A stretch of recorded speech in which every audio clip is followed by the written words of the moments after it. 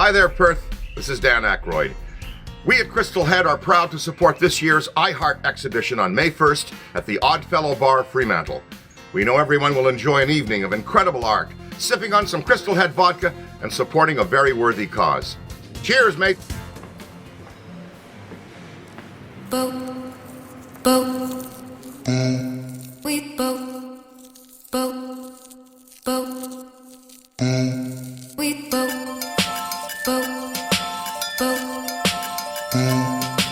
My name's Michael Prendiville.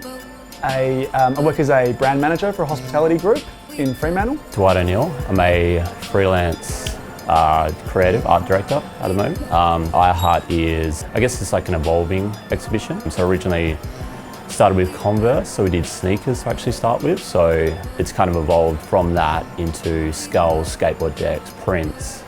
And it's basically just open to the general public, any artists, any creatives that want to sort of like get on board and basically submit artworks.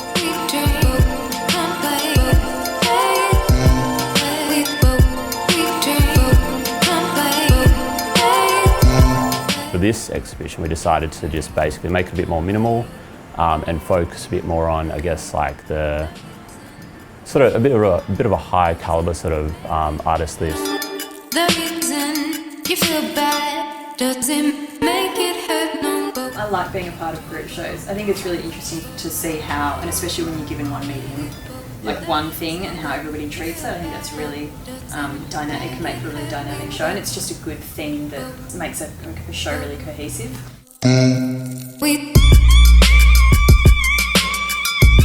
This one here is actually pretty crazy as well, Thomas Sweetman.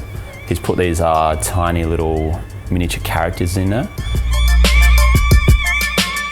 Yeah, it'd be something a bit different, a bit twisted. Chuck him in, make him jacking it, looking at a bunch of naked girls. Not exactly what you're probably expecting to see when you look at the rest of them.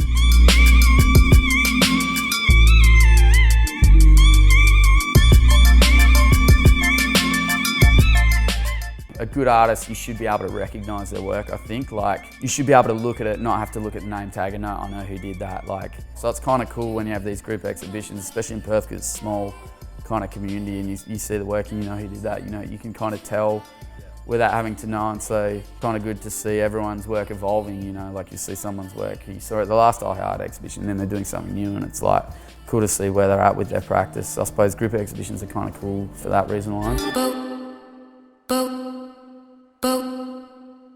This guy here, Adam Sassini, he's basically covered the entire thing and then sandblasted it.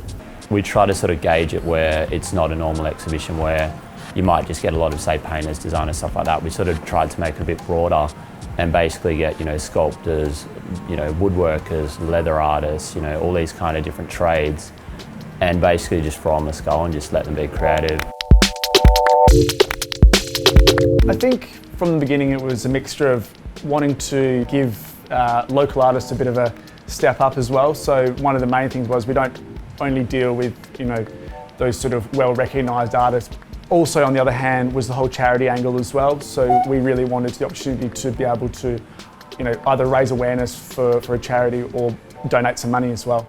Anything that's new, that's kind of like making people sort of just question, you know, what should be an exhibition or whatever, like that's kind of the stuff that we're into really. Like instead of just, you know, framed pieces on a wall in a square white room, you know, it's like, well, it's good to kind of have some engagement or a different medium and just change the whole kind of concept and flip it on its head.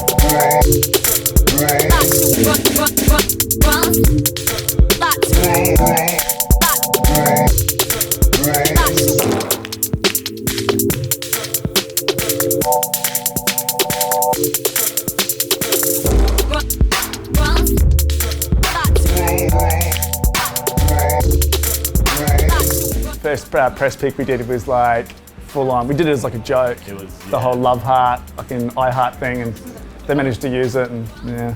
It was pretty funny.